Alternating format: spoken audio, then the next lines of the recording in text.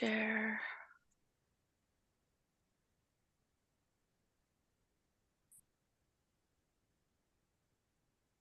Okay.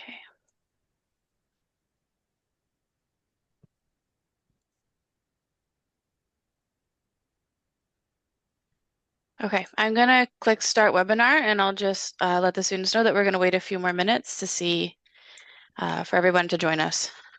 And Perfect. then we'll wait like 2 minutes and then I'll just start it, explain what it is, and then Laura, oh no, then it's Jessica for land acknowledgement, and then Laura, what'll be your chance, okay?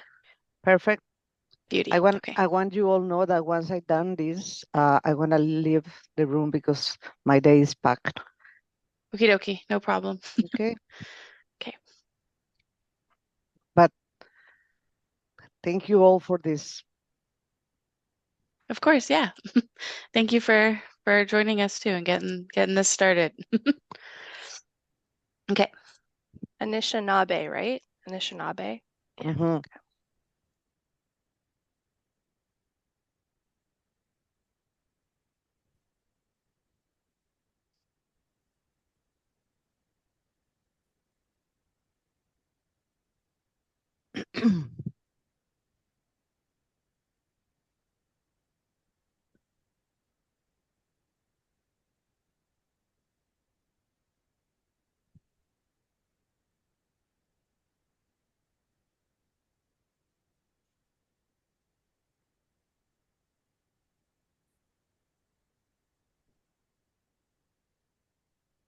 Good morning. Thank you for joining us. We're just going to wait a few more moments before we get started here to make sure everybody is able to join us.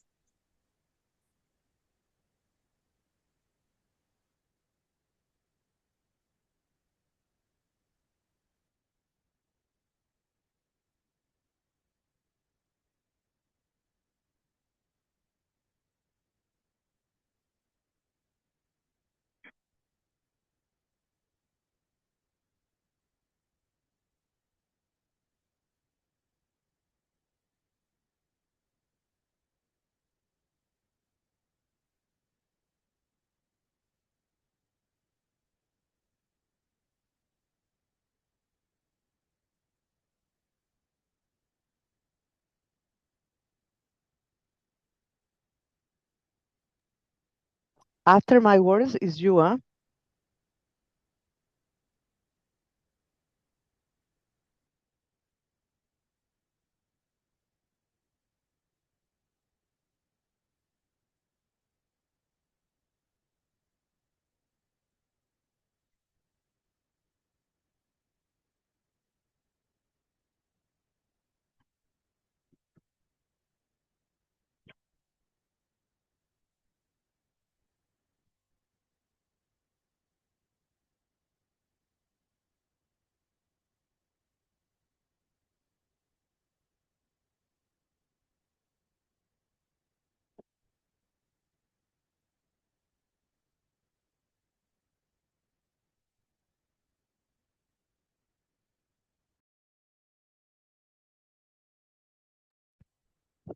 Okay, thank you everybody for joining us this morning. We're so happy to have you here for our pre-departure webinar for our fall cohort of students. We're going to get it started today with a land acknowledgement first. So over to Jessica.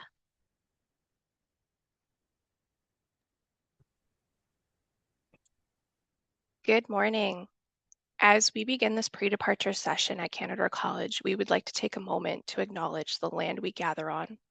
We do this to express gratitude and to honor the Indigenous people who have lived and worked on this land, historically and presently. We would like to acknowledge the Indigenous peoples of all the lands that we are on today. Canadore College resides on the traditional territory of the Anishinaabe and within lands protected by the Robinson-Huron Treaty of 1850. This land is occupied by the people of Nipissing First Nation, Treaty Number 10, in the Robinson-Huron Treaty of 1850 since time immemorial. While we meet virtually today, we would like to take a moment to acknowledge the importance of the lands which we call home. We do this to reaffirm our commitment and responsibility in improving relationships between nations and to improving our own understanding of local Indigenous peoples and their cultures. From coast to coast, we acknowledge the ancestral and unceded territory of all the Inuit, Métis, and First Nations people that call this land home.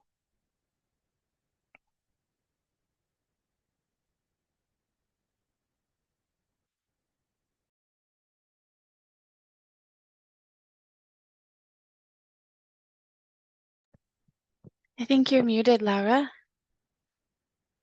Maya, sorry, my apologies. So dear Canadore College International students, welcome to the Fall 2024 Pre-Departure Orientation Session. My name is Laura Solano Moya, and today I have the pleasure of offering a few welcoming words this orientation session to introduce the presenters and the topics of today's activity.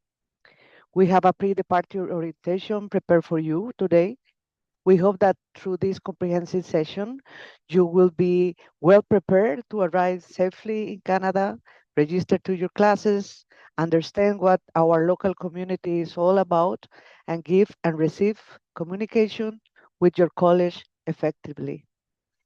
Please remember that this session is designed to be the bridge between your travel to Canada and the comprehensive orientation activities designed for you once you arrive physically in Canada, in North Bay. In fact, the fall 2024 in-person orientation is already confirmed to be on August 30, 2024. Our presentation today is structured in 5 key sections. In section 1, Marley is going to introduce you to your host country, Canada, your host local community, the beautiful city of North Bay, and finally, to your learning institutions, Canadore College. Following this, in section 2, Jessica, we will introduce you to the main communication channels for international students at Canadore College. This is important because getting and receiving the right information is crucial for your success at Canadore. After that, Paul will provide important information in preparation for your travel to Canada. We will touch on matters that will help you to ensure the smoothest possible trip for you to Canada. Living in North Bay is also something you will need to adapt when you arrive. So this is why in section 4, we will be sharing with you many useful tips, the best practice to making your stay in this country a little bit easier. Finally, our content concludes with the elements that you can expect to be relative to registration. There are many helpful pieces in this section that can serve to reduce stress and anxiety later down to the line. We have a fun and engaging activity at the end. Please stay tuned till the very end of this activity so you don't want to miss that part. With this, I will turn to our first presenter to kick off this session with an introduction to Canadore and the city of North Bay, Parry Sound. Marley, over to you. Thank you, everybody, and please enjoy the session. Perfect. Thank you, Laura. So to get us started in the introduction to Canada, I think it's very important that I first introduce you to me. So my name is Marley Hill, and I'm very excited today to chat with you about all of our fun topics. The photo in the middle here is actually my time as a student on campus here at the Duchesne Falls. A fun fact about me is that my first time taking an airplane was when I traveled abroad to England for a semester, and a few of my photos here are taken from them. I can be found at the College Drive campus, where I'm working on student supports, events, and I connect with students about their health insurance plan. So firstly, where is North Bay? Where is Parry Sound? So if we look on the map of Canada here, we can see that we can focus in on Ontario. And if we look at the province of Ontario, we can see where North Bay is located and then about where Parry Sound is located. You might already know about some of our major cities like Ottawa and Toronto. And as you can see, we're not that far away from those locations.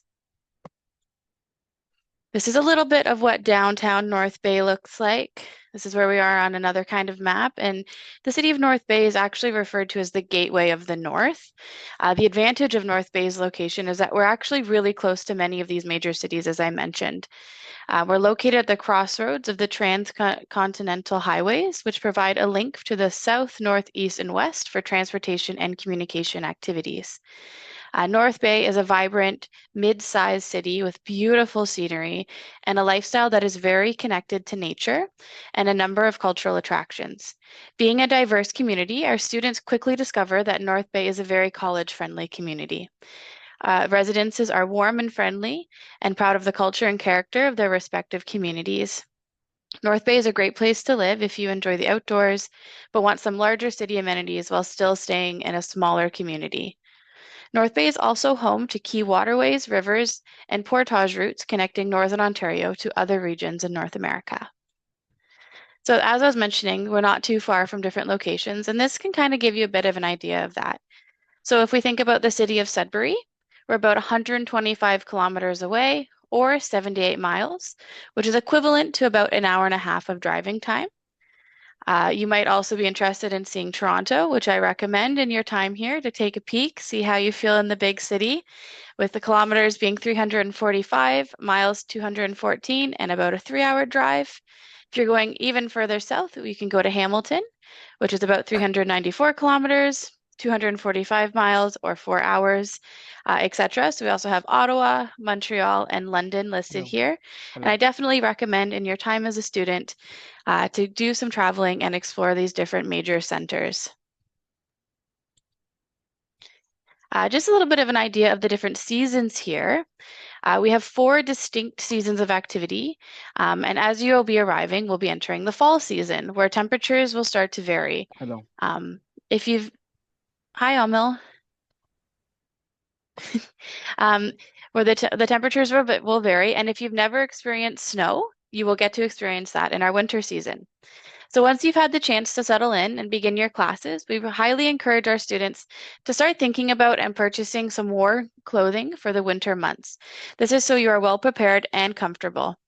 You might want to consider a winter coat or a few jackets that you might want to layer, thick gloves, mittens to protect your hands, and winter boots with thick socks for footwear. These will prepare you to be warm, safe, and comfortable. North Bay has quite a few different stores of used clothing where you can potentially find what you're looking for, but at a bit of a discount. For those wondering what there is to do in North Bay in these different cold months, you'll actually be pleasantly surprised.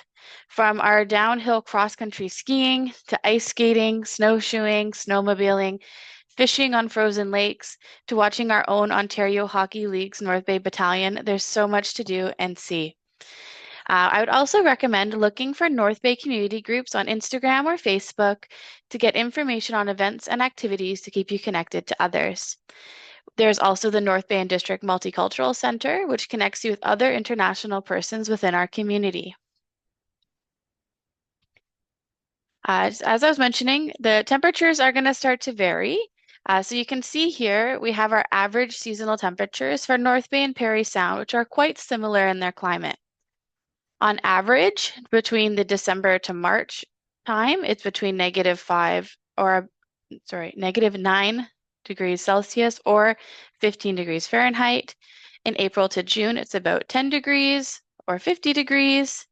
July to August, it's about 18 degrees to 65 degrees. And September to November, it's about 6 degrees. So this might give you a bit of an idea in comparison to where you are now. So I went over a little bit about North Bay, but I also wanted to share a little bit about Parry Sound. So as you can see, Parry Sound has a beautiful location, very connected to the water and nature, and is a smaller town, but boasts that nature side of things. So it really is a positive place to get connected with the environment around you. And similarly, these are the distances to those major city centers, but if you're coming from Parry Sound. So as you can see, it's a little bit closer to get to Toronto, or if you want to get to Hamilton. But when you're in Parry Sound, it might be interesting to also visit Barrie, which is only about an hour and 15 minutes away. So preparing for the fall. It is going to start to get colder when you arrive, so we highly recommend to have an extra jacket or a fall jacket for your evenings and mornings. To stay dry by wearing waterproof outer layers, bringing extra socks and gloves in case your first pair gets wet, and make sure that you change out of wet clothes if it ever happens quickly to stay warm and also to stay safe. Another thing that we really recommend is to have comfortable shoes. You do not want to be walking around in your sandals when it starts to get really cold, or your toes will get frozen and it will not be fun. Okay, and a little bit about Canadore. So at Canadore, we truly believe that you are more than just a number. We genuinely care about your success. We have excellent programs and award-winning facilities to assist you in preparing for your future career. Canadore also has one of Ontario's highest graduation rates. So as noted, we have some modern equipment here. We have excellent libraries, great athletic facilities. We have the international office and very affordable dorms and residents. So in North Bay, we have 3 campuses. We have our College Drive campus, our Commerce Court campus, our Aviation campus, and then in West Parry Sound, we also have a campus. So something interesting to note, I am usually at College Drive campus. My colleague on the call right now, Paul, is usually at College Drive as well, but occasionally will be at Commerce Court. Amul, who has just left for a moment but will be back, is always at our Commerce Court campus, but occasionally comes to College Drive. And Jessica, who's with us, is usually at our aviation campus. So our international team really strives to be there for you at whatever campus you are. And we do visits down to the Parry Sound campus as well. So our student services on campus, at most campuses, you can find the cafeteria, the gym, library, student lounge. And in Parry Sound, students also have access to off-campus 24/7 gym membership, student lounge, kitchen appliances, a public library off campus, and grocery stores and fast food options very close and across from the campus. Our next thing to note is our in-person orientation. So this is something that we highly recommend our students to be joining. This will be happening on August 30th, so not too far away, and it'll be starting at 9 a.m. This orientation gives you a chance to meet your peers, your faculty, your support staff at Canadore College. It gives you an opportunity to learn about policies, procedures, the academic guidelines, and expectations while you study here.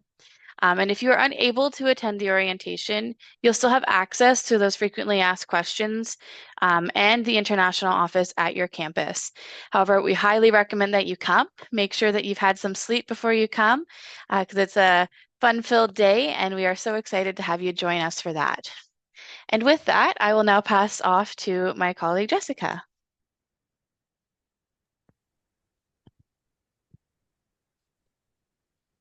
Good morning, everybody. To start off, I'll tell you a little bit about myself. I grew up here in North Bay, Ontario. I spend a lot of my time camping and I've done a little bit of traveling. I also have dogs and children, which I love very much and I spend a lot of time with.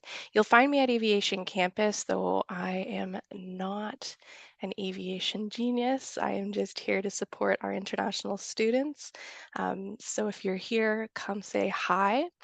I also am the person who puts together and sends out the newsletters that you'll find, and likely you started receiving the email series Coming to Canada, and those are written by me and sent out through a team of us to make sure that you're getting a lot of information.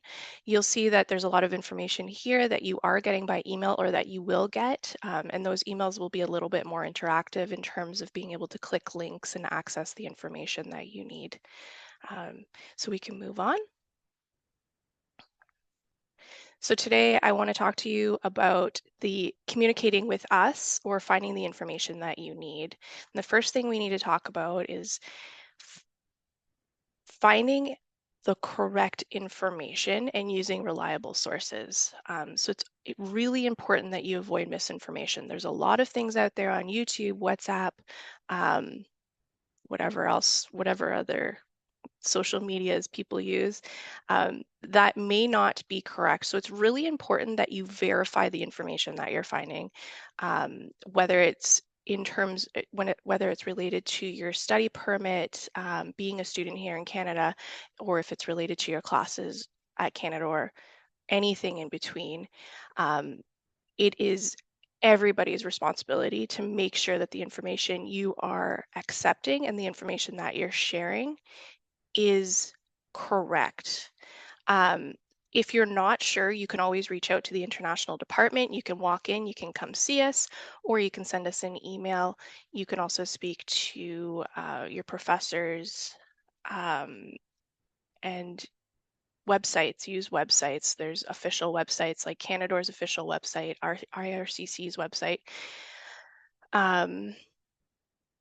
And just make sure that the information that you are using is correct. You know, somebody might say that there's a due date, you know, oh, maybe the due date has been pushed for a week, but you need to verify that and don't just take somebody's word for that.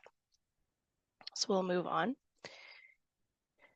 So everybody's looking for a quick answer. I know you want to get the information you need as quickly as possible. And the quickest way to do that is to look on our international microsite, in our FAQs, and on the iSend app. If you don't have the iSend app, highly, highly recommend downloading it. We can go through that in a moment. Canadore's website, at the bottom of the screen there, you can see canadorecollege.ca, and the FAQs, we'll go through all of that. But this is the quickest way. I know sometimes it seems like sending an email is the quickest way, but sometimes we get really inundated with emails, and we want to make sure that you're getting answers as quickly as possible. A lot of these questions that are coming in are common questions, and you can find these answers in these places. We'll move on. So we're going to go over the iSend app a little bit more, but that's a really important app to have before you even come. And I think you got an email in the Coming to Canada series explaining to you how to download it and what iSend can do for you. The next thing is browsing our website. Our website has a wealth of resources to help you with many, many questions that you have. You can go to our regular website, you can go to our international website, and you'll find lots and lots of information, maybe even answers to questions that you didn't know you had. Our frequently asked questions, obviously that's frequently asked questions. It's questions that are coming into us related to admissions, health insurance, traveling to Canada. A lot of students are asking these questions, so we made a whole page with them. If your question is not answered on the website, in the FAQ, or by the iSend app, you can contact us. If your question is related to your application, your admission, or your registration, this is going to international.admissions@canadorecollege.ca. If your question is not related to your application or registration, but you want to know how to find the answer, or you want to know the answer, you can email us at international@canadorecollege.ca. Again, though, we do get a lot of emails, so it could take some time for us to respond to you. Sometimes your answer might be in the auto response. So take a look at that auto response, because the quicker you get your answer, the quicker you can move on to the next step. I also want to note that when you are emailing any department, it's important to email just one and not many, many, many, because if you email too many of us, everybody thinks somebody else answered the email. So send it to one department and they'll respond, or they'll send it to the right person. We'll move on. So here's where we download the iSend app. If you have a moment, which you do because you're sitting here with me, we'll take some time to download the iSend app. You can do this in the Google Play Store or the App Store. You can scan this QR code to download the iSend app. You can also go to our website, and we have a direct link there as well. So this app has information for orientation, welcome information. It has a link to the FAQs. It has student support. So trying to reach out to our advisors, such as Miller Paul, there's a link there. You can book appointments with them once you arrive and are registered. It has health plan information, including booking time with Marley if you have questions about your health insurance. Okay, and there's lots more. We also send out important information if there's changes with IRCC, if there's changes within Canadore, if there's events, if there's contests. We send these all through the notifications as well. So it is mandatory that all international students use this app. If you go into our office and you're asking questions that you're not sure of, the first thing we will ask is if you have the app, because a lot of the time the answers are there. We also share our newsletters there as well. So hopefully you had a little bit of time to search it and download it at this point, and we'll move on. So here's a little bit more about iSent. I wanted to show you some of the notifications that we've sent out recently. So you can see there's a few webinars that we sent out. There are, I think it's every Wednesday, the Student Success Services has chai, coffee, and connections. So this is where you get to sit and talk with other peers, whether they be international or domestic students. There's also a conversation club where you can go and you can speak, have a conversation with other students. It can be English or your language. It's mostly to practice your languages. And we have all kinds of other things. There's another webinar that we had, some workshops. So all of these are going to be in your notifications. The other thing is you're booking your virtual appointments with your advisors. Not only are they virtual, you might be able to come in as well if you are on campus. So we have access to the international student advisors in North Bay and for North Bay and Parry Sound. So you can see there to the right, you can book time with Paul or you can book time with Emil. Paul is again housed at College Drive and Emil is housed at Commerce Court. They will be visiting Parry Sound as well throughout the semester. And you can also book with Marley through the health insurance image. That's if you have any questions and related to your health insurance. And we can move on. I would like to also go over the website with you just so you have an idea of what is available for you. If you're looking for housing, which you likely are, or residence, you can go to our website and you can find information there. You can find information on events that not just the international department is holding, but the college in general, and everybody for the most part is invited to those events. You can get important dates, including dates of the times that your classes start, and payment deadlines. There's virtual tours for each of the campuses. There's also student employment opportunities, and you can also access the international microsite, which is our little website specifically for the international department. Now, if you're looking for something specific, there is a little search bar at the top, so you can enter something like housing. That way there you don't have to search too much through the different tabs. You can just put in housing and everything that has housing in it will populate for you. And we'll move on. So to get to the international microsite, you can go to support and then scroll down to international. We'll move on. So here in the international website, this is what it looks like. You have a few different tabs. You have the FAQ as a main tab at the top, so that's easy to find. You can also find information about booking with Paul and Emil. You can find information about your health insurance. You can find information about Devant. Devant is a partnership that we have with an organization who helps with finding jobs, has workshops. So a lot of those workshops that I sent through the iSent app, those are hosted through Devant. They help you prepare for work and to succeed in Canada. And they also have access to finding different job opportunities as well. Obviously, you have the FAQs here, and you have our contact information.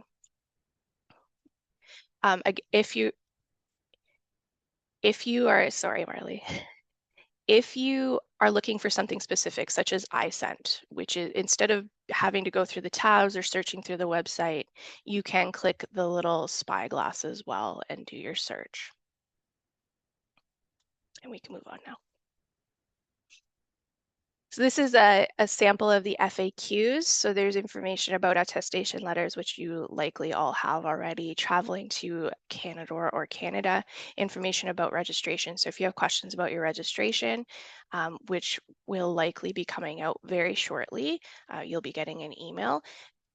The information that you need at this time and that is available to us at this time is here. If you have questions about your study permit, if you have questions about fees, payments, refunds, all of it is here. If you want to search through the FAQs here, you can actually press Shift and F and you can put in your keyword that you're looking for. So if you're looking for something along the lines of, say your visa was denied, you can put in the word denied or, and see what information we have there. So you can move on. So just to reiterate, sometimes it seems easier to send a quick email for the answers that you're looking for, but with high volumes of emails through each department, it makes it hard to answer quickly sometimes. So we want to make sure that you have answers that you're looking for. We're not disregarding your messages, we're simply responding to them in queue, and sometimes that can be a long queue. Sending additional emails will prolong the response time, of course, because you're adding to the amount of emails that are in our inbox. So definitely take a look at the website, the FAQs, and the iSend first. If you send us an email, many departments have an auto reply. Take a look at that auto reply because a lot of those questions that you have are similar to other questions that other students have.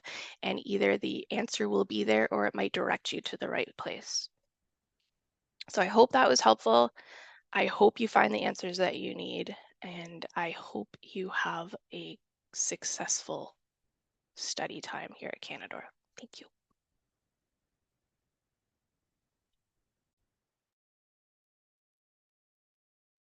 Thank you, Jessica. Welcome. Thank you so much for joining us today again. And my name is Paul. I am an international student advisor at Canadore. We are thrilled and excited to welcome you all in person this fall. Moving to a new country can be overwhelming, and I can relate to that.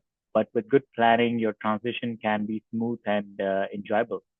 In next few slides, I will discuss few important subjects that should be well planned to ensure your success and comfort. Also, if you have any questions related to immigration, you can reach out to me for your queries. So travel related matters. Next slide, Marley. So things you can prepare before traveling. Housing and accommodation. You might look for some options on campus, and we have website here, and you can reach out to them. If you're looking for on-campus housing, we have residents on our campuses.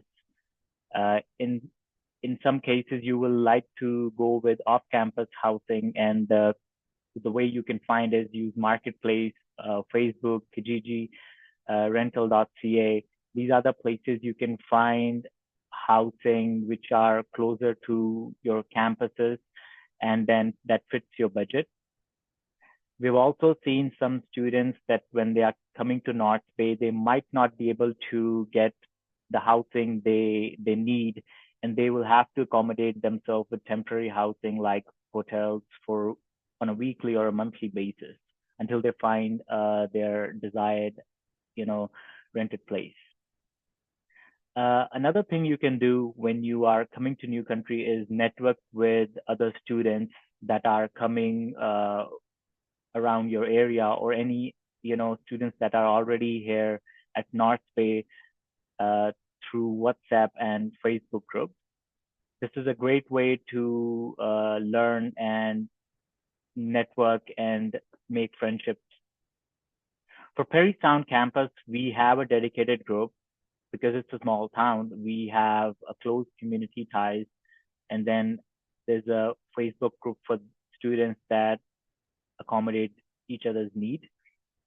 You can also read about Canadian culture and about Canada, about the lifestyle and the geography of it. Some of the students we have, they also bring international driving permit and or their national driving license. This helps them to transition to their Canadian license, and they can add experience from their home country, and then they can easily get a Canadian license and they can drive here. And another thing which my colleague Jessica mentioned is to download an iSent app on your mobile phone.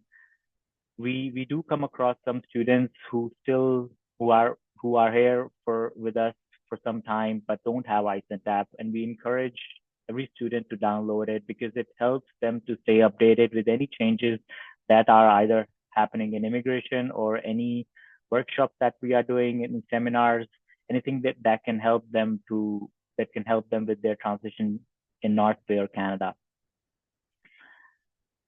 So also there will be some travel arrangements that are needed from where you live to airport and then to North Bay, and we'll discuss that in coming slides.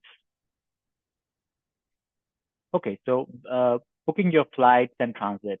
So we advise to book flights only when you have received a positive decision on your visa application. Some of you might have an option to book a direct flight from your home country, which is great, but sometimes it can be a long flight too. In many cases, you will prefer to choose indirect flight, and you will have a transit airport so you can stretch for some time. It's very important when you're choosing a transit route to be aware of if there are any transit or visa requirements in that country. Also, make sure you check your baggage allowance. Some airlines have allowed it to carry 2 large suitcases, and some of the airlines only restrict to 1. Please check your itinerary to be aware and avoid any last-minute stress. Also, make sure you are updated with your passport details with expiration date and the pages available. You will carry your original passport with you all the time when you are traveling. Please do not put that passport away in your large suitcases. And you can also bring your personal IDs, as I mentioned before, a driver license from your home country, any other national IDs that you have, your certificate of qualifications that might help you in your future. Okay, next we have is financial planning. So tuitions and fees, some of you might have a GIC investment done, and then you will have a monthly payment that will come to your account when you are in Canada that can support you when you are living here. Tuitions and fees they should be well planned and are quoted in your letter of acceptance. Living expenses and then emergency fund. Many students that we see, they plan that when they come to Canada, they would probably get a job and then pay off their bills and rent, which is not the case most of the time.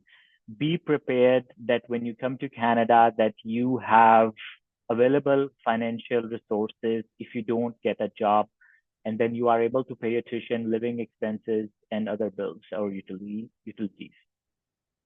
If you're coming with your family members, like your spouse or dependent child, make sure to bring all essential documents like marriage certificate or birth certificate for your family members. Finding a daycare facility in North Bay can be difficult sometimes, and we request you to search and plan your options well in advance. Marley will discuss on daycare in upcoming slides. Then we have supplemental medical and travel insurance. The insurance that you will have at Canadore College, it will start 15 days before first day of class. But students with long-term health conditions are again requested to have supplemental health insurances. If you have a long-term issues, which is predetermined, it might not be covered, which is why we recommend to have a medical insurance and a travel insurance to cover yourself when you're traveling. So during travel, when you are checking in, you are allowed it always to carry on a bag which is not more than 7 kgs. The airline staff at your home country might review your travel documents like a visa, letter of acceptance, any financials, or tuition receipts. Please make sure that you have all these documents in your carry-on baggage so you can present them when they are requested. If you have any medications, you can put them in your carry-on baggage, power banks to support your phone and laptops. No liquids are allowed more than 100 ml. I usually carry an empty bottle and then fill it up at the airport. That just helps me with my water. Please check your itinerary again for any other details.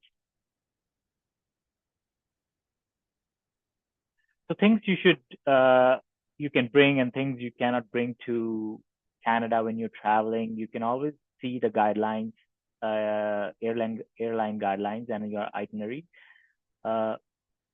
In most cases, you will be allowed it to check in 2 bags, which are usually around 23 kgs or less. You can bring your clothes and shoes, hygiene products, any charging, all country charging pin, stationery and household supplies.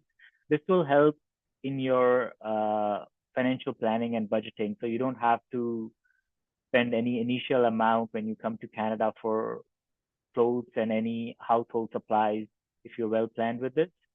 You cannot bring any food items to Canada. They are restricted by CBSA. Fruits and vegetables, they are not allowed. Many friends I know from India, they would like to bring their home sweets. It is kind of a risk, and if you do bring them, please do declare them. And if CBSA wants to check them, so at least they are not putting you in a bad position. And again, for any updates or a full list, you can check CBSA's website. We have a link here on a screen that you can check to see all the items that you can bring and then that are restricted. So arrival to North Bay, there are local transportation services that are available in North Bay, and there are also transportation services that are available from Pearson Airport to North Bay.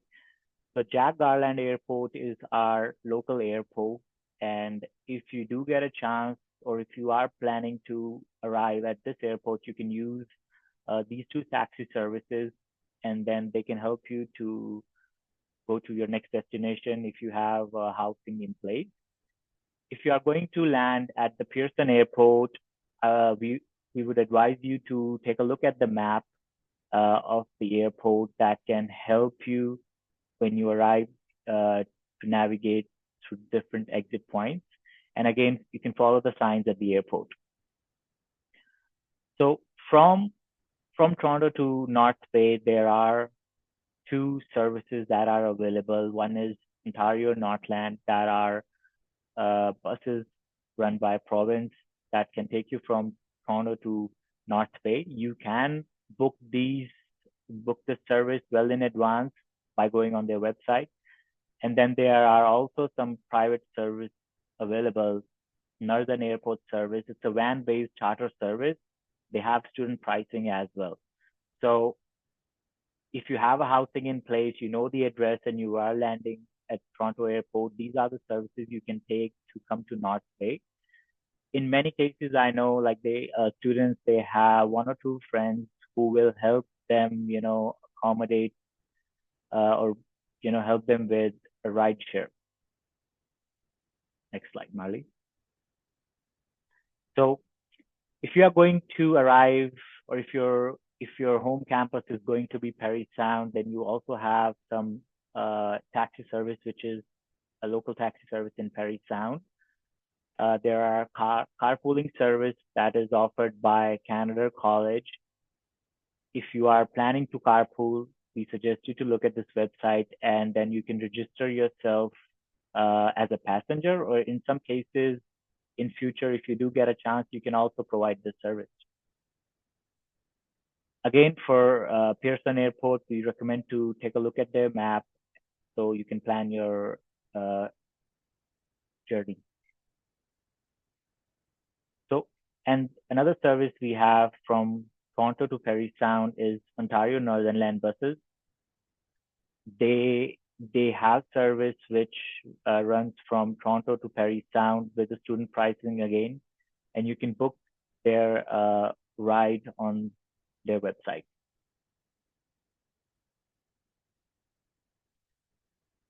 So what to expect in airport? So right now you will have a visa when you get an approval, which will be stamped on your passport. When you are arriving at the airport first time, you will go through primary inspection and custom check in a secondary. You will be issued your study permit at the airport. And this is why the few next points are important. So when you arrive at the airport, you will be guided to your primary inspection point. At this point, you will be taken for a declaration. So you will have to declare the items that you are bringing in. Airports now, they have updated, so everything is online. So you will be required to scan your visa or your travel document. That will pull your information, and then followed by a couple of questions online. And then you will be issued a receipt for that. Once you are issued a receipt, you will be then advised to go see a border officer for initial inspection. That will take a look at your travel documents, your passport, and then help you to guide through a secondary inspection point. If you have anything to declare, like I mentioned before, including any purchases, food, plants, animal related products or of any kind, make sure to inform that to an officer. Goods that are not declared are restricted or prohibited in Canada under law can be subject to seizure and penalty. So you will go through a secondary examination where you are issued your study permit and a co-op permit if applicable in your case. When a border officer is going to issue your study permit, they can request your LOA, your financial document that will support your studies in Canada. They can ask any other questions if they are relevant. Be confident at that point and make sure when you are issued a study permit, you check all the details and condition under your permit. A lot of times we see when students, they get their study permit, they're very excited and they just want to exit the airport. And we recommend when you are issued an airport, please check your personal details, your biographical details, if there are any conditions, so you can at least at that point request an officer for a correction. We had a case once where a study permit was issued to a male with a female written on it, and they had issue getting their social insurance number. It can be very difficult to get it changed after. Next slide, Marley. Okay, so once you are issued your study permit, then you have to go to a next checkpoint, which is to collect your luggage. You will have to follow the signs and you have to check your carousel, which is generally displayed on their screens. So the screens at the airport will help you to identify the correct carousel. You will have to, I personally seen that when you are at the luggage that you might have to wait for some time for luggage to show up depending on the airline. And once you get the luggage, then you will be guided to a next exit point. And at that point, you will be asked to show your declaration card. The declaration card is what you are, issued at first primary inspection, and you have to keep it with yourself until the last exit point of your airport. Please make sure that you do not lose your declaration card when you are at the airport. So if there are any issues, if you have declared any item, then the border officer can request a check on it. you can just be truthful to them, and then this is a normal part of our travel process. And again, in your flight, you might find other passenger coming as a student, just like you. You can make friends with them that can support you if traveling is a stressful, uh, if it's going to be a stressful journey. If you have any questions when you are at the airport, you can ask for help from the airline staff or CBSA at any time. So when you arrive at the airport, there are no specific guidance that is available, and then an entry to Canada is fully subject to review of a CBSA. So we recommend that you do not come very early, so no more than 4 weeks in advance of the applicable semester start date. Arriving too early can be suspicious to border officers sometimes, unless you have a genuine reason. Sometimes students, they might have a family members in Canada and they're just coming here early to visit them. That is again on case by case basis. But the right time to come to Canada when you're coming here first time is around 4 weeks before your classes start. And this is again subject to an individual determination of each traveler based on their unique situation and circumstances, and including the country they are traveling from. Next slide, Marley. So arriving late. Please note that your academic success at Canadore College is important and may be in jeopardy if you are unable to arrive on time. While academic accommodation are sometimes possible on case-by-case basis, beyond the first day of classes, you are considered a late arrival. So we anticipate that students will be present on first day of classes. So please make sure that you know your deadlines in your LOA. Only in exceptional circumstances, if there are medical issues or border crossing issues, that can be considered as later arrival.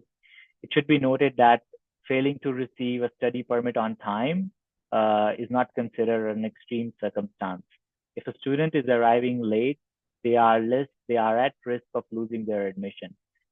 So if you are not able to receive your study visa on time, and then there is a deadline coming for your LOA, please make sure to communicate with international admissions.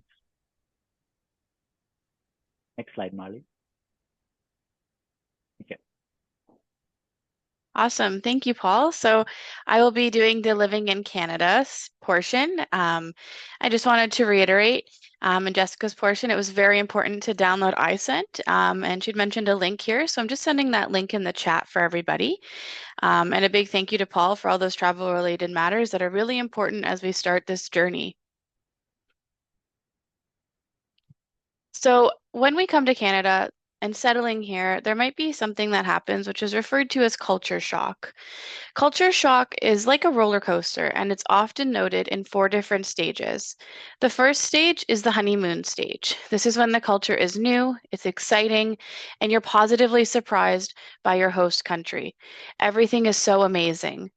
Our next portion, though, is referred to as the rejection phase. This is when life's realities can start to feel overwhelming, and sometimes your viewpoint can start to feel quite negative. We also have the regression stage, which can sometimes lead to a want to connect with people from your home country. However, there's also a recovery phase. This is where you can start to feel more connected to your host culture and you feel that you're fitting in. During your time at Canadore, please know that there are services and resources available to support your well-being. There are also settlement services available throughout Ontario as you start your adventure. Living and attending school abroad is a fantastic opportunity where you can experience different cultures and traditions, and everything is very exciting. We did also want to note about bringing your children to Canada, so I'm going to let Jessica cover this topic. Hello again. So we care a lot about children. Having said that, though, children unfortunately are not allowed in classrooms. It's unsafe and it can cause distractions to the students and to the teachers. Bringing a child to class could result in being asked to leave without a refund, and it may impact your study permit and future opportunities in Canada. So this is a consideration you need to have when bringing your children. You need to note that it is illegal to leave children under the age of 16 at home alone. This can also result in serious consequences, including unintentional harm to your child, criminal charges, deportation, and withdrawal from your studies without refund. It's important to consider the costs associated with bringing children to Canada. First cost is the child care fees. For each child that you have, it could cost anywhere from $30 to $60 per day to have that child in care. Most centers will charge you for 5 days, whether you need those 5 days or not. There is a possibility that you could qualify for fee subsidies, but it will not cover all of the costs. It's important to review the email that was sent to you titled Coming to Canada, Financial Considerations. This was sent on July 10th. If you don't have this email, you can reach us at international@canadorecollege.ca for a copy of it. It's important to note that finding childcare here in Canada is not guaranteed. Many places are full, and you could be on a wait list up to 6 years. There are wait lists that you can add your children to right now, and it's important to do that as soon as possible.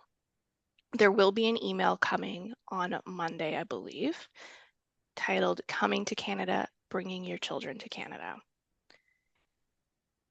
Take a look at that email. Add yourself to the wait list if you are bringing children.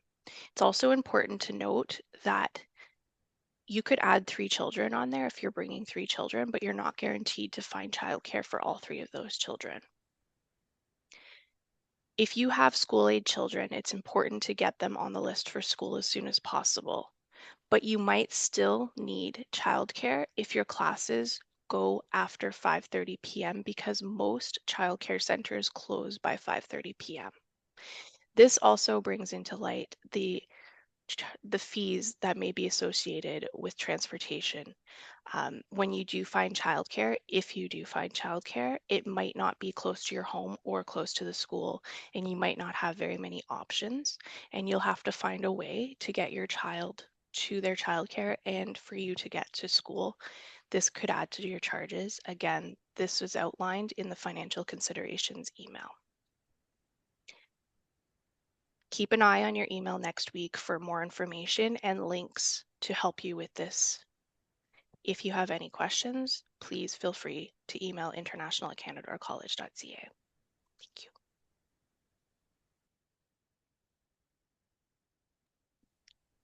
I didn't realize this slide was here either. So this is a copy of what you received on July 10th. Again, we can send you another copy, or you can take a screenshot here. You need to be fully aware of all the costs associated with studying in Canada and the living expenses. And you need to be prepared for unexpected expenses. Things can happen, like if you have a vehicle, it could break down, you might need to pay for that. Medical expenses could occur. So while this is a breakdown of the costs that are associated with being here in Canada, these are approximate, and they could be more depending on your situation and the circumstances that arise. You can see the breakdown here. Housing for the full year could cost over $8,000. Clothing, which you will likely need. It sounds silly. I don't need to buy clothing, but with the different seasons, you might need different clothing, including, winter clothes, jackets and boots and all those kinds of things. food and entertainment. Of course, you need to eat when you're here, $25,000. And when we say per year, that's per year of study so it's for 8 months, not 12 months. You are responsible for bringing your own device, which would be a laptop, and you could be looking at approximately $1,000. Childcare, per child, you're looking at about $5,500 Canadian per child for the 8 months that you were here. And then transportation. While the buses are included in your ancillary fees, there might be other issues or other reasons that you might need transportation, as I described in the childcare slide above. If you live in Parry Sound, unfortunately, there are no buses there, so you will either need to take a taxi or need to have your own vehicle. So you'll need to consider gas, maintenance, perhaps a lease of a vehicle. So there's a lot of costs associated, and it's really important to understand that it is your responsibility to be aware of all these costs. And we'll move on. These are very serious. We do like to have fun here, but we want to make sure that you know what you're getting into and that you make appropriate choices. Okay, so a lot of students are coming to Canada. Perhaps you have a little bit of money, a little bit of savings, but you're expecting to make all of your payments by finding employment. And we want you to be aware that finding employment is not guaranteed. And many students don't find work here. You cannot rely on employment as your primary source of funding. Having said that, please be aware that in almost all cases, if you can't make a tuition payment, we cannot provide a payment extension or reprieve. Consequences of missed payments could include not being able to register for your program for the semester. You could lose your seat and then be in non-compliance with your study permit if you're not attending classes, which could jeopardize your future educational journey in Canada. You must take full responsibility for managing your finances and consider your budget carefully before arriving in Canada. And we'll move on. I just wanted to give you an example of some of the cases that we actually see here at Canadore so that this is on your mind and you can make appropriate decisions and choices. So here we have Aria, who arrived in Canada to take our business management program. She planned to find a part-time job to help cover her expenses while she was studying. She faced many challenges though. Despite her efforts, Aria struggled to find a part-time job because the market is very competitive here and her availability is limited due to her demanding class schedule, which if you are here on a study permit, your main job here is to study, not to work, and we cannot arrange your class schedule around your work schedule. Aria had hoped to rely on income from her part-time job to supplement her savings, but this plan proved unrealistic. Without the additional income from a job, Aria's savings began to dwindle. She faced difficulty keeping up with her tuition payments, her rent, and other living expenses. Aria reached out to the college for financial assistance, but our policy did not allow for payment extension or financial reprieve. Because Aria missed tuition payments, she was blocked from registering for the next semester. The risk of having her seat in the program revoked became a serious concern. Aria's study permit required her to maintain full-time enrollment, and failure to do so could result in her having to leave Canada. Aria faced a tough decision with her financial resources depleted and no jobs prospects. She had to consider withdrawing from her studies and returning home. This situation underscores the importance of thorough financial planning and understanding the potential challenges before arriving in Canada. Thank you. One thing we do have here at Canadore, though it is not guaranteed, are scholarships and bursaries.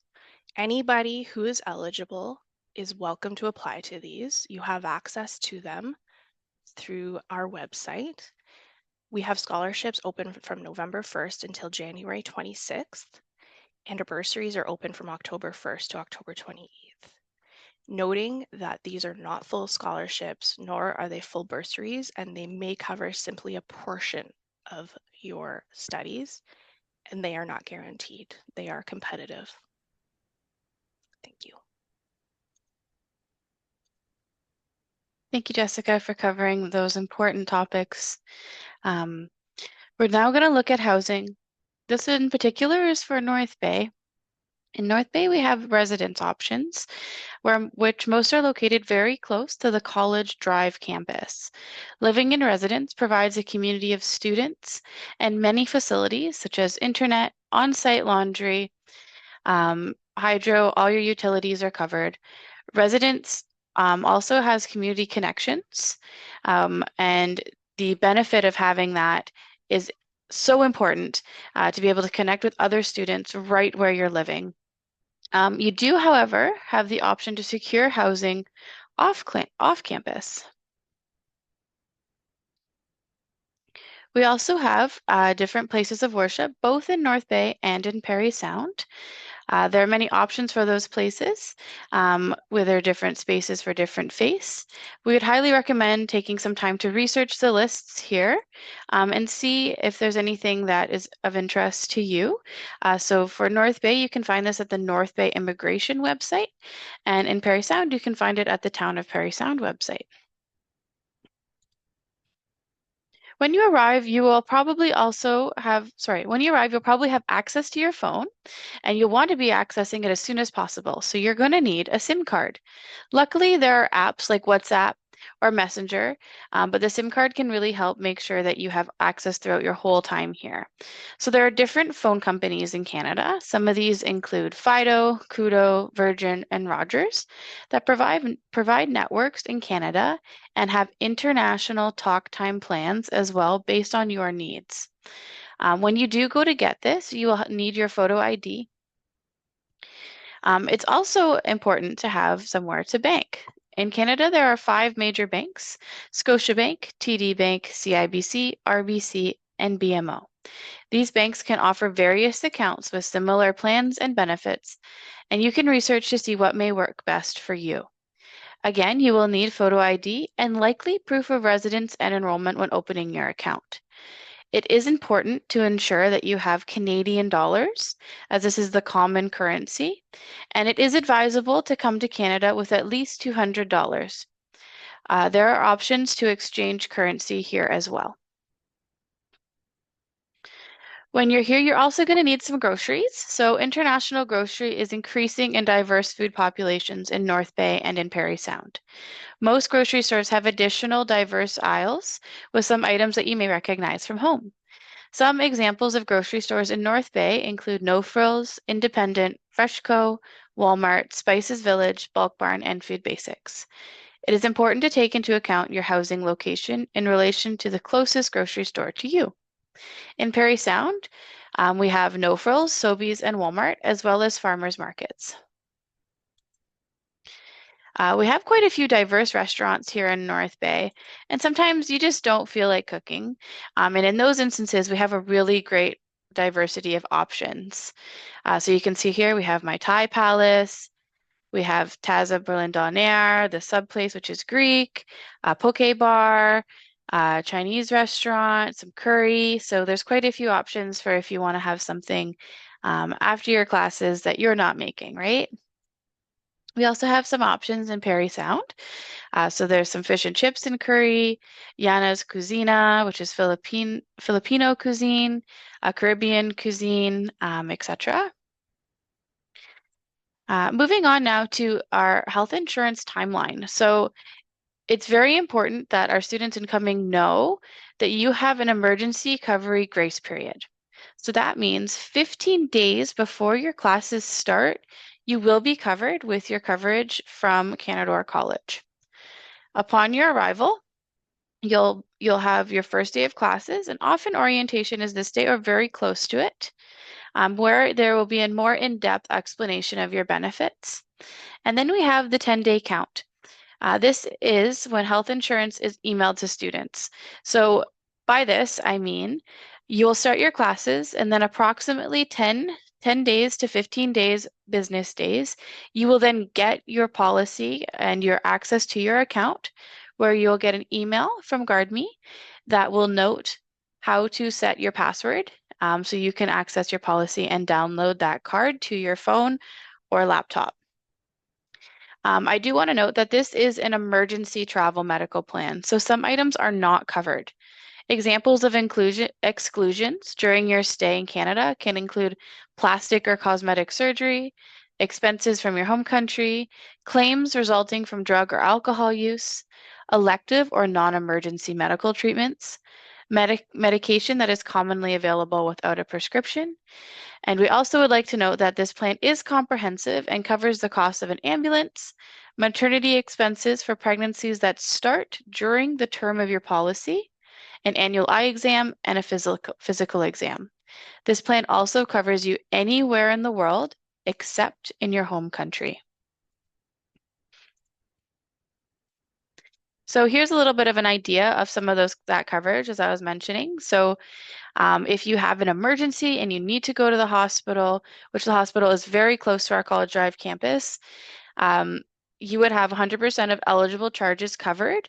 When you go to the hospital, you would need to provide your policy card and information, and you would need to sign in. Upon signing in, you'll get a wristband. When you have that wristband, you are now officially waiting for a doctor. So it is very important that you stay waiting for a doctor. If you decide at that point that you want to leave, then unfortunately, you would be charged for visiting the hospital room. But since you didn't see a physician, GuardMe or your health insurance plan would not be able to reimburse that cost. It's also important to note that if there is an emergency and you need some prescription medication, you will have coverage up to a 60-day supply. We do have psychotherapy coverage as well, the ambulance, as I mentioned, pregnancy, if it is during the time of your policy start date. So here it says 30 days from policy start. So that is important to note that the date of conception must be within 30 days from the start date of your policy. If there is a dental accident, there is coverage. If you're feeling pain in your tooth, something really hurts, you have up to $600 for relief of that pain and suffering. And there's also the family transportation benefit, which means that you could have up to 2 family members come and join you if you are hospitalized for more than 7 days. So if you have a really big emergency and you really want to see one of your family members, there is coverage for that too. Okay, next up, driving in Ontario. So Paul touched on this briefly. I did just want to explain some of the licensing rules here in Ontario. So you may need to bring your driving extract. This would be an official letterhead in French or English, and it would be no more than 6 months old. And you would need to provide the issue and expiry date of your license, the class of license, and confirmation the license was valid for the relevant period of time for purposes of establishing experience driving. If you're a new driver, you must wait a set duration of time before passing to your next level of driving. So we do have 3 levels here in Canada. We have our G1, our G2, and then our full G. So there one is a written test, and then there's a set period of time. Then you can do your road test, and there's a set period of time. Then you can do your full G here in Ontario. If you do have some driving experience in your home country, that could be of benefit. But again, you must have your driving license extract. If you want to learn a little bit more about that, you can go to the arrivein.com, Daily Life in Canada, and how to get a driver's license in Ontario. Now, you might not want to be driving here. You might want to just be using the bus or other transportation systems. And the City of North Bay does offer a few options. So we highly encourage students to download what is called the Dynamic Dispatching app and the My Ride NBT app for online booking and dispatching. This is the apps that our North Bay Transit System have created that are very helpful in making sure that Not only can you find your rides to where you need to go, but it also can help you know what times those rides will be coming. So here we actually have a picture of our transit terminal. So if it says to get onto platform 6, you can see on the flagpole there the number 6, for instance. Most of our bus routes run every 15, 30, and 60 minutes throughout the day, and sometimes with their shortened routes and running times that are on Sunday. We do have other options. We have taxis and U-Rides.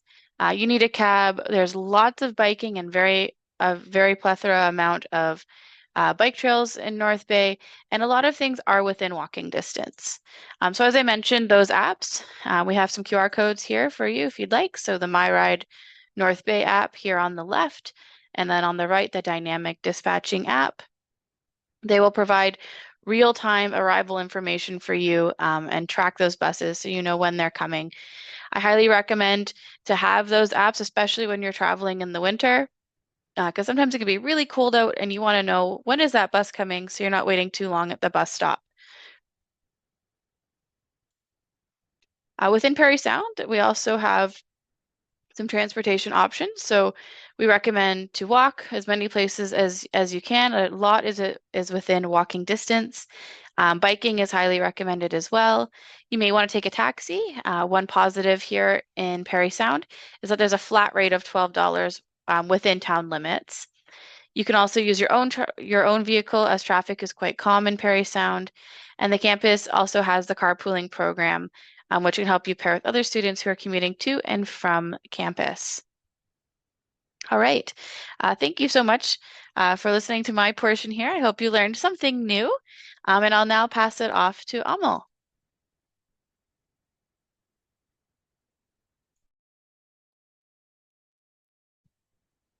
Thank you, Marley and Jessica, for the wonderful information. Good morning, good afternoon, good evening, and thank you to everyone for joining us today from across the world. I was able to relate myself to all the faces that Marley mentioned, as I was myself an international student in Canada not too long ago. My name is Amil Mohammed Farhat. I'm one of the international student advisors at Canadore College. Me, along with my wonderful colleagues on the session, are available to answer any questions you might have. So when you are here, please drop by and do not shy from reaching out to us for any questions you might have.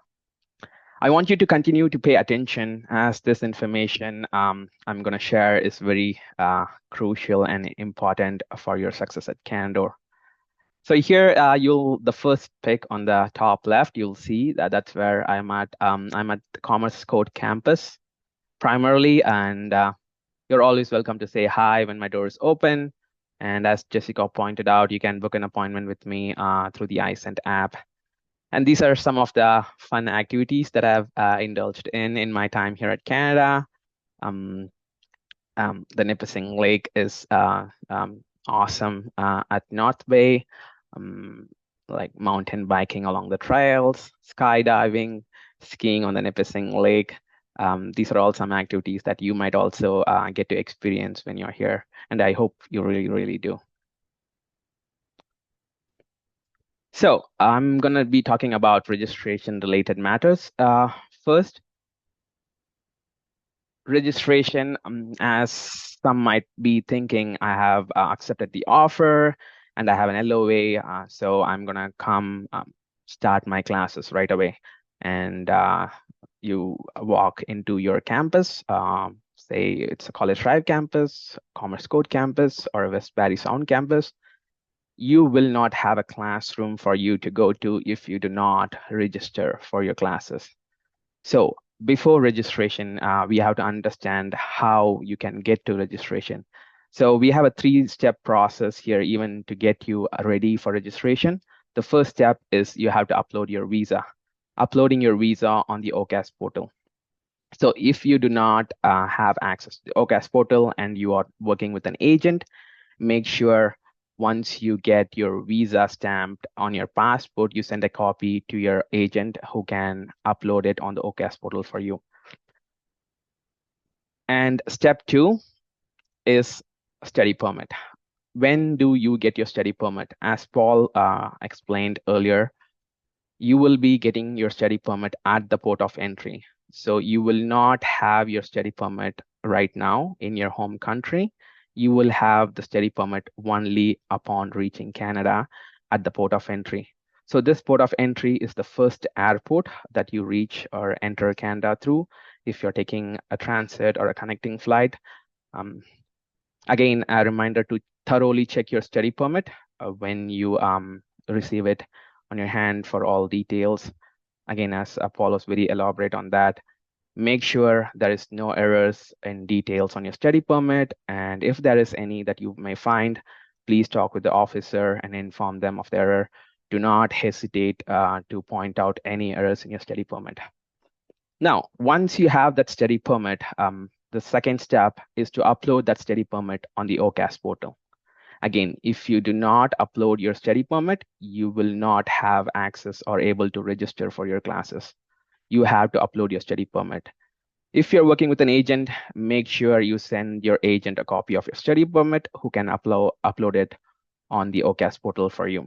If you're having troubles accessing OCAS portal, if you have applied yourself, make sure you send an email to international.admissions@canadorecollege.ca who can help you sort through that issues if you have any regarding OCAS.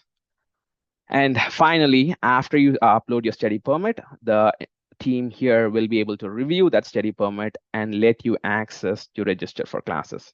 So until now, you have not even registered. You are setting up yourself to be able to register. So once you have uploaded your study permit, you will have an email in your inbox approximately 3 weeks before the start of your classes. Make sure you read through that email, which will have clear instructions on how to register for classes. Once you're registered, you will be able to have or look at your timetable and your course schedule through your self-service account. If you do not upload your study permit, you will not be able to register for your classes. If you do not register for your classes, you will not be complying with the conditions because you will not be a student here, and you may have to leave the country, which we do not want any student to go through. So if upload your visa, enter Canada, receive a study permit, upload your study permit on OCAS portal, then register for classes. It's a very important part of your student journey. Without registration, you will not be a student here. Next slide, Marley.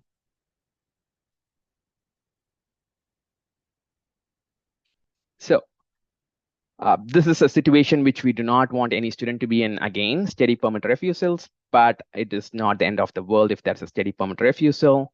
You can reapply, go through your application again, or reapply with a stronger application. But one thing to be aware when you're going through study permit refusals is the timeline. So how much of a time do you have to reapply and receive your study permit to be able to be here before September 3 and start your classes on time? Again, if the last date to defer here is September 3. So if you cannot be in Canada before September 3, it is highly recommended that you defer your intake to the next possible intake. So if you have not got a positive decision on your application, you will not be allowed to come at a later date and start your classes. But one thing you will be allowed is to defer and come to a later intake.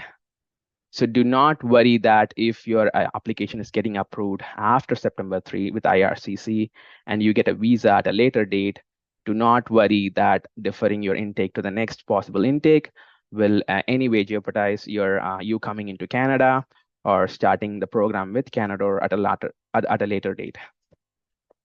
So regarding coming at a later date, now you have your study permit issued only to the end date that was initially on your application. Say you come for a September intake and your end date of the program is April 30. And you come and start your program on January, and you have your program until the end of August of 2025. Do not worry about that and take a decision to come, say September 15, I'm gonna come start late and make my case with our the international office and help or be yourself in class, which will not happen. But one thing we do provide is workshops, as Paul and Jessica mentioned. We do have workshops for all IRCC related applications for students and their dependents. So if it is an study permit extension that you want to do, we do provide a support in helping you navigate those situations. Again, please do not come at a later date. This has been a very sensitive sensitive issue here, because we will not be in a position to help you no matter what is at stake there. We will not simply be able to place you in classes after you come here, after you are here at a later date. So for withdrawals and refunds, international refund form must be filled and submitted. These are study permit refusal situations. So if you have a study permit refusal and you want to consider withdrawing and like applying for a refund, use the international form, which is available on the Canadore College website. You can also find it in the FAQs. This form should be uploaded in the OCAS portal. Even if you have to email anyone here, make sure the form is uploaded on the OCAS portal and it can be tracked and monitored through the OCAS portal. You will receive your decision on, or you can see your decision on the OCAS portal when it is approved. Again, there will be a $300 administrative fee, and you have to withdraw your classes or like withdraw and apply for a refund before the 10th day. Before the 10th day. I think this is irrelevant here. So sorry. You cannot register if you do not have a study permit. So do not worry about this. And in case of a refund, one thing to note here is 8 weeks. 8 weeks is the minimum or timeline that we ask the students to give us to process the refund request. Even if you reach out to us, we will not be able to be in a position to help you out if it is not within 8 weeks or after 8 weeks. Next slide, please. BYOD. What does BYOD mean? Bring your own device. As Jessica pointed out, there's cost associated with having your device here, like bringing your own device. Please review the information in the link given here. You have to be aware of all the program requirements and the device that's needed, the software subscriptions to be successful in the program. When we say software subscription, all students at Canadore do have access to Office 365 Suite. This can be accessed through your student email, which can be found on your self-service account. Any cost, and as Jessica explained already, there's like cost involved with having your laptop, your mobile services here, and like if for a reliable internet, and all these costs are borne by the students, and you should be aware of these costs associated with your time here at Canadore, which is also part of your fees and expenses here in Canada. Next slide, Marty. Okay, for part-time employment, we are going to be looking at two important information here, and Jessica will be helping me shortly on the later part. So one main thing I want to inform to you students here is once you reach here, one of the important documents that you need to be able to work here is the SIN number. So it is a 9-digit number that you get through Service Canada. It is very important and a very confidential document. So do not disclose this information to anyone than absolutely necessary and needed. So this SIN number can be obtained at the airport through the Service Canada office when you are arriving in Canada, but like this office at the airport is available only during weekday, during working hours. Do not panic or think that you will not be able to get a SIN number once you leave the airport. We do have Service Canada Center here at North Bay. We do provide SIN clinic on campus during the first few weeks of classes. And you can also book an appointment through online and have your SIN number that way. But the important information here is that it's a confidential document, and do not share and disclose that information to anyone other than absolutely needed. For on-campus and off-campus jobs, we do have on-campus employment opportunities at Canadore. As a student, you are eligible, and you can access the job information through the QR code that's available here. These are student positions that you can have access to, and this also gives you the opportunity to work with our international office as an international student ambassador, which we have wonderful ambassadors helping us throughout the year. So that is something that you can look forward to. Now I'm going to invite Jessica again, who can talk to a very important aspect to be aware of part-time jobs. Thank you, Emil.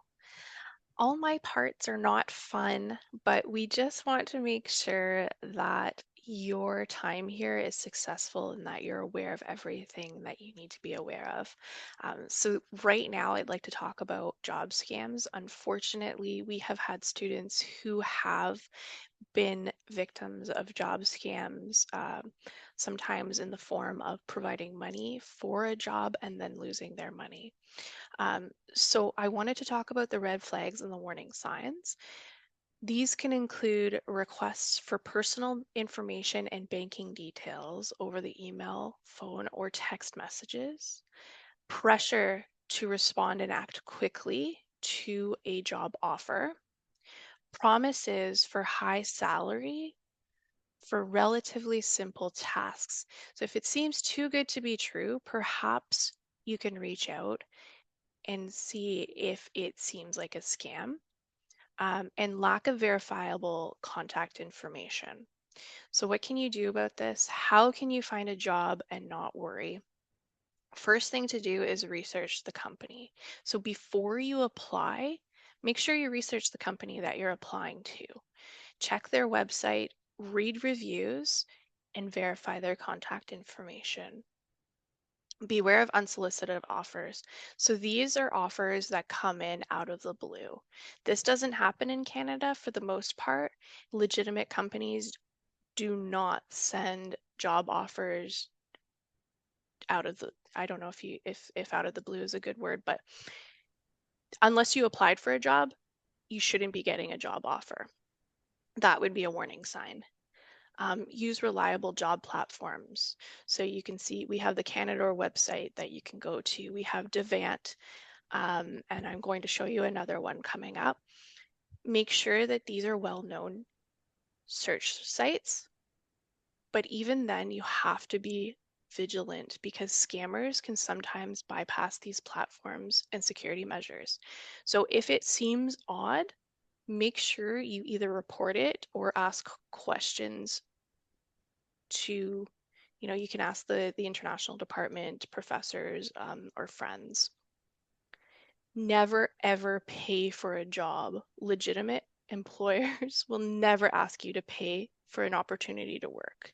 Any request for payment, whether for training, equipment, or background checks, is a major red flag. And seek advice, like I've already said. If you're not sure about a job offer, look to the school. You can go to our career services. You can go to the international department.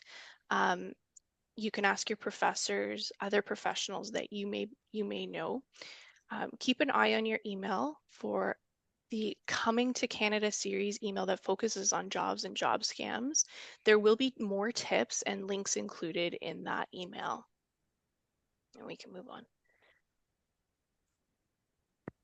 I think Amel just had something to add here for a moment. Yes, thank you, Jessica. This is really important. Cannot stress the importance to be aware of job scams. One major or one frequent job scam that I do come across a lot from students is that they do pay you upfront, like any employment, some employment, they do offer you payment to set up, to buy devices, to have softwares. Say they would offer you or like pay you $1,000 and ask you that you pay back after what you expense. Like say you have expensed out $600, they ask you to pay back $400. So this $1,000 may sit in your bank account for a while and may seem legit. You will actually have the funds in your account, but they disappear a couple days after. that has become a very frequent issue, and recently it has been happening a lot. So do not trust those type of employments where they pay you upfront for any devices and then ask you to pay back a certain amount of money. Do not, as Jessica said, do not pay for anything that a legitimate employer will not ask you to pay anything of that sort. Thank you, Jessica. And just to reiterate, if it seems too good to be true, it probably is too good to be true. Moving on. So this is a website that we have, not we, but we have here in Canada. It's called readysethired.ca, and you'll see there is a tab called Jobs Map. So you can see that there are so many jobs in North Bay and Parry Sound. This is a live job map.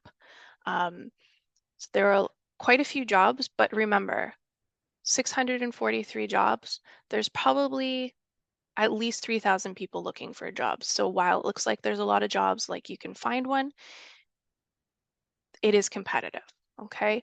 But this is somewhere you can go, you can apply to jobs. Again, still be vigilant. There could be job scams on this website.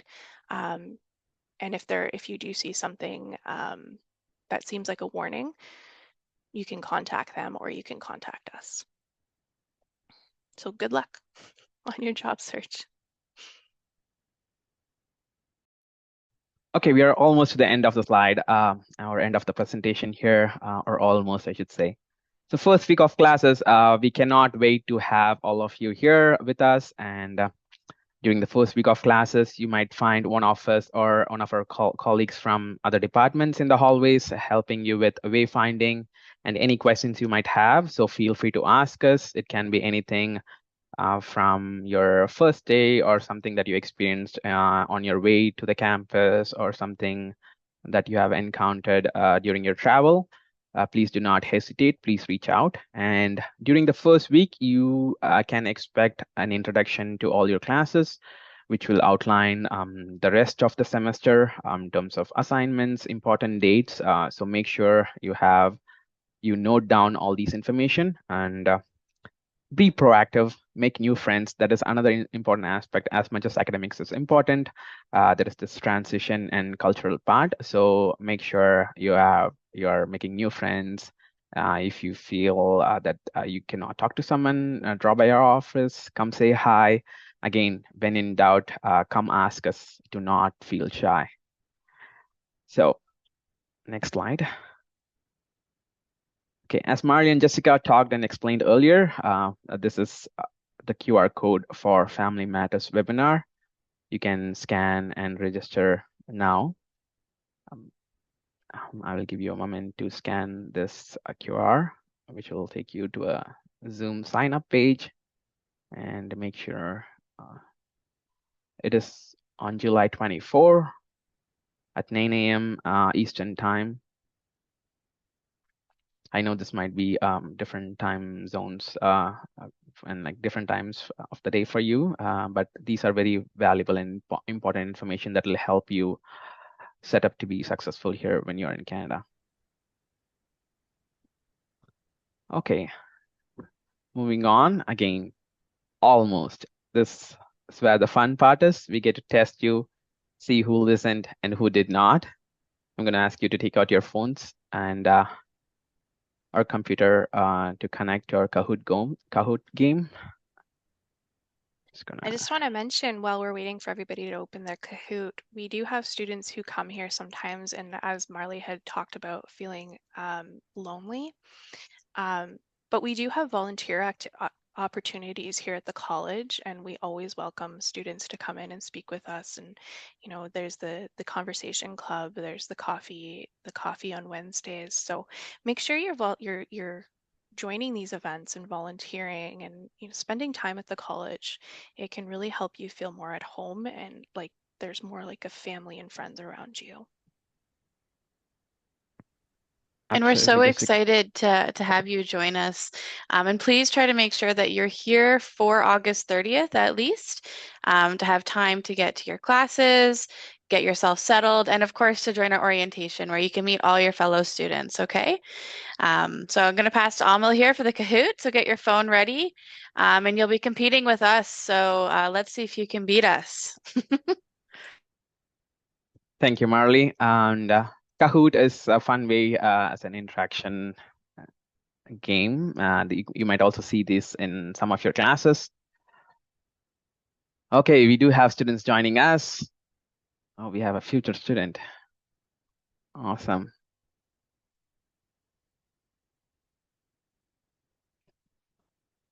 So you can either scan the QR code or join us at www.kahoot.it. And once you're in, use the pin here, 770761.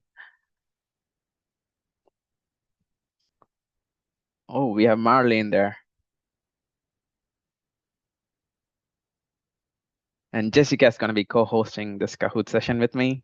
So thank you, Jessica. Okay, I'm going to give you 15 seconds. Then we will go into the game.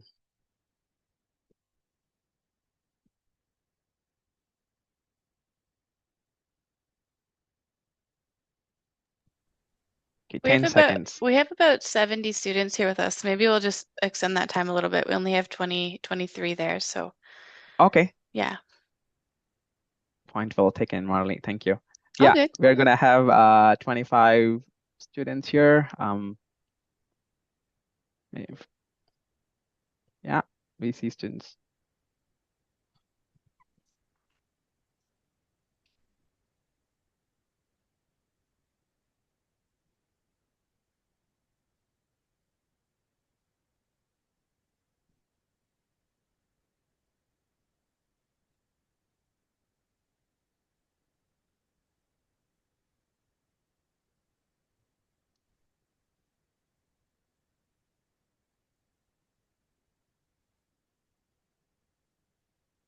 Okay, so Marley has dropped the game pin and the link in the chat for those finding it hard. If you're taking a moment to take another device to join in, please do. We are waiting for you.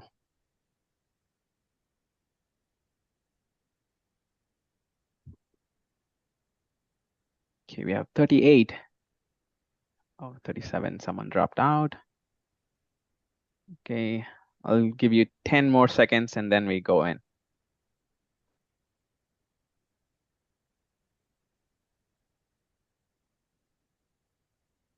7, 6, 5, 4, 3, 2, 1. Huzzah. Okay, welcome to the International Pre-Departure Orientation Session, Kahoot game. Question 1. Which of these are Canadore College campuses? Take your time. You get more points if you don't take your time. Yes. But it's important to get it right. That one person, I think they have not taken the time to read the other options and went with aviation. But yeah, I mean, most of you have got technically it they're right. right. Aviation and commerce are Canadore College campuses. Yeah, I will give that But to so them. are the others. Okay, 8 of them got right. Marley on top.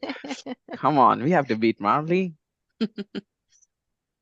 Okay, and followed by Tanu and Duda. Next question. Jessica. Which date will the Family Matters session for parents and parents to be take place? Ooh, this one's tricky. Aww. Those who have registered will know it.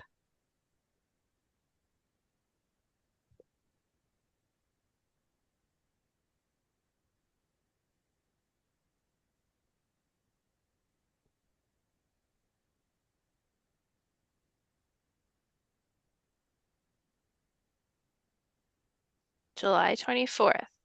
That is the day. Most of you have got it right. Let's see what's happening with the leaderboard right now. Marley's still on top. Oh, man, Oh, followed Marley. closely by Rawalpindi. Next question. Where can you find information on student support and services that is specific to international students at Canadore?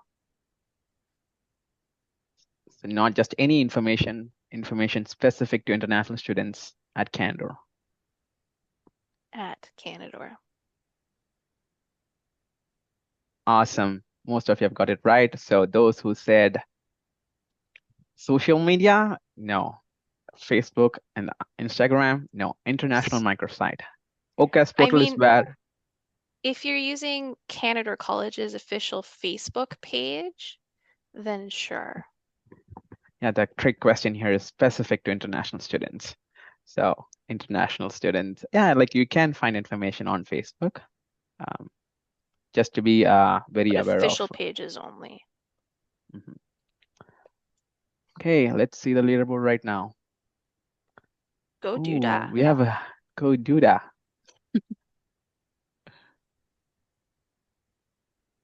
Next. Double points.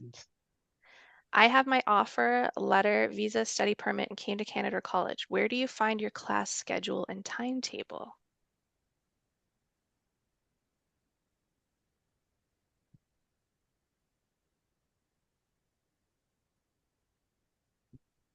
Now I get to see how many listen to me talk. I don't know. There's 2 answers here I might give. Yes, absolutely. In your Canadore self-service account, yeah. But of the options available here, the question doesn't say that you have registered. You have your offer, you have your study permit, and you have came to Canada. But have you uploaded your study permit? Have you registered for classes? So if you do not register, you will find yourself in pickle. You may not have seats left to attend or like even attend classes when you're here. So make sure you upload your study permit on your OCAS portal, which will allow you to register, and you have to register for classes. Having an LOA, having a visa, having a study permit does not automatically register for your classes. But I see, because it says where do you find it? Not what do you need to do next. So I think both of those are right. But I also wanted to mention that just like Emil had said, to register, you have to have your study permit, which means that you won't be able to register until you're here in Canada. Thank you, Jessica. Oh, future student to the top. Go future student. And we have Anish climbing up the table and Angeline. I thought that was a tree. It's an arrow. Okay, I get it now. True or false? False? People can read. There is financial assistance aid available for international students at Canadore. True or false? Okay, I want, like Jessica, if you can talk to this since you explained this on the slide. So I would say it's both true and false. There is assistance in the form of scholarships and bursaries, but we don't have financial aid for international students, or for the most part, we don't have financial accommodations either. So yes, it's true for scholarships and bursaries, but not in terms of paying for all of your fees or for most of your fees. Thank you. Let's see the leaderboard right now. Oh, unchanged. That's one future student. Next question. What should I do when I'm questioned by officials during travel?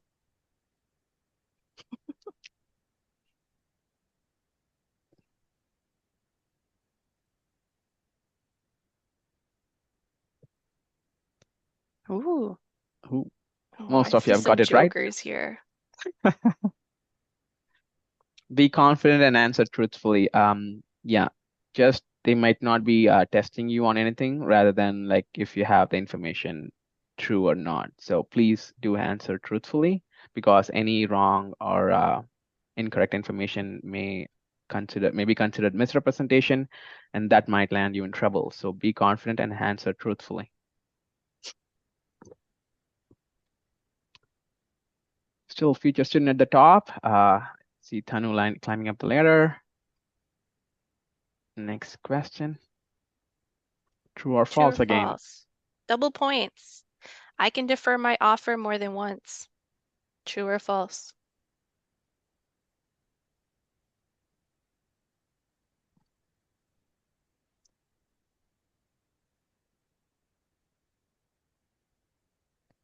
Very false. You can defer your offer only once. You cannot defer your offer more than once. And again, the deferral deadline is September 3rd.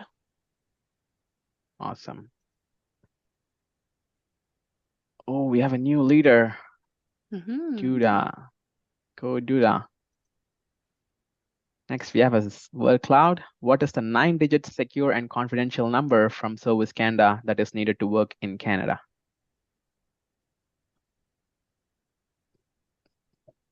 The image might say something or might not. Don't give real social insurance numbers, people.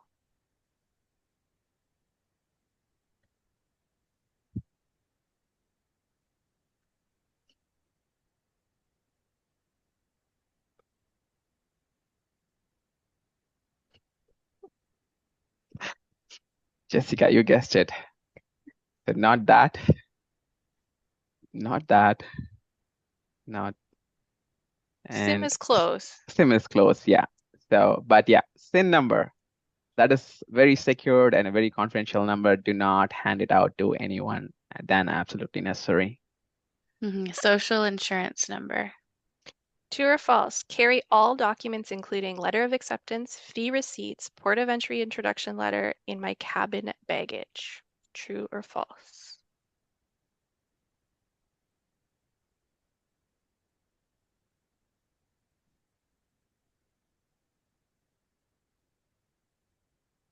Do you have anything to say to that? Yeah, for those 5 who answered false, you must carry all important documentation in your cabin baggage. Do not put any of those documents in your check-in baggage because you will not have access to your check-in baggage until after you clear immigration. So that's your carry-on bag. There might have been some confusion about cabin, perhaps, but make sure it's on you at all times so that if you're asked for it, you can share it. Very true. Thank you, Jessica. That's very needed clarification. Yeah, it should be with you at all times. Let's see who's again. Oh, we have a new leader. Angeline. Switch up. Next question. Which of the following are options, resources available to secure accommodation?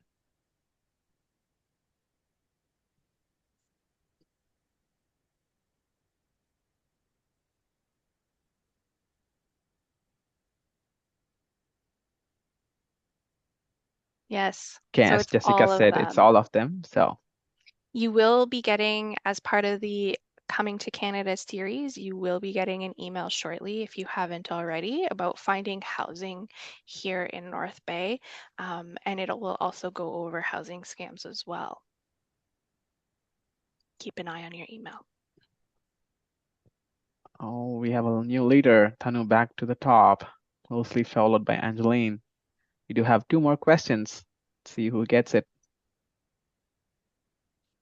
Will you attend the in-person orientation on April 26th? Typo. Sorry. August 30th. Yeah. That was our other orientation.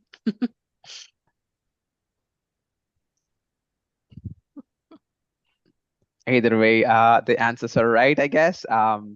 Yeah, sorry for the typo there. It's August 30, 2024. I thought it was a trick question.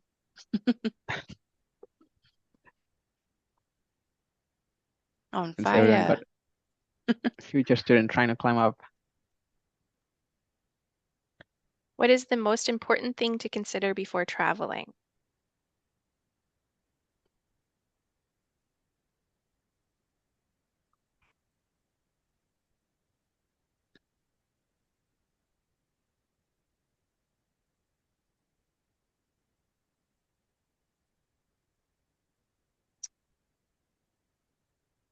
Housing is the answer? Should be all of the above. It should be all of the above. Thank you It to all of the above who chose it all of the is. above. Yeah. So the 32 of you are correct indeed. Do not think yourself you did otherwise. Okay. Everything is important, Mhm. definitely. So thank you. Thank you for paying attention. Okay, we're gonna have the podium now. Judah on third, Congratulations, Judah. Angeline on second, Congratulations, Angeline. Tanu on top. Congrats, Tanu. Congrats to all three. And Congratulations shout to out. everybody. Thank you for being here. I'm gonna stop share. Over to Marley for your final remarks and comments. Sure, yeah. So thank you, everybody, and thank you for playing Kahoot with us. We're very excited to see you in person for the fall semester soon. I know it must be getting very exciting, starting to think about what am I going to pack, what am I going to bring. We just wanted to share all this information with you to note other important things as you try to make those checklists for what to do before you come. So August 30th is our in-person orientation. Please be there. We'll be happy to say hello to you. Maybe we'll be playing another Kahoot and you can get that first, second, or third place if you're trying today. But overall, again, thank you from Canadore International, and we hope to see you soon. Have a great one. Thank you. Thank you. See you soon. Bye.